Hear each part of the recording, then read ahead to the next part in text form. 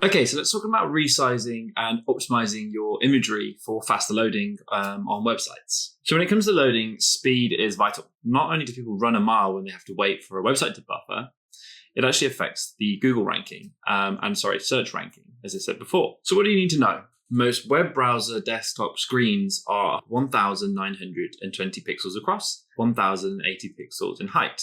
You might recognize these numbers as the HD standards, 1080p. And therefore, generally, we don't need to have the longest edge of our image to be more than 1,920 pixels wide. It's only appropriate to export an image at that pixel width if we know it's going to be used on a website at full bleed. That's pretty rare. Generally, most of the images that you're going to be using are going to be about a quarter of the width of a website. Therefore, you probably want to export it at a quarter of 1,920 pixels. When it comes to exporting, most softwares will offer you a few options.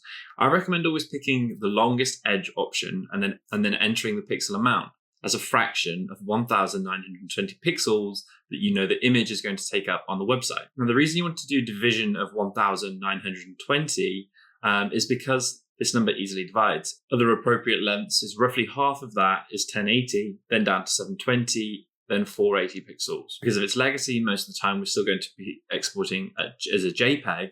When it comes to exporting JPEG, most photo editing software is going to ask you what quality would you like it to be exported at.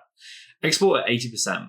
You basically cannot tell the difference between 80% and 100% quality. However, the 80% quality file size is obviously smaller, and therefore websites will load faster. When it comes to exporting, the aim is to create the smallest file size possible, or still retaining quality. Now, often what will happen if you're a photographer, you'll hand it over to the client and they'll play around with the image and they'll make it smaller themselves, and it doesn't look so great on their website, or the protocol for whatever their web hosting platform uses shrinks the image even further. There's not a lot you can do about that. If they do complain to you saying, oh, look, this has happened, what you can do is just send them the print size image, the largest image you could possibly export, and then they can upload that, and the protocol will probably compress that again, but to a better resolution and quality.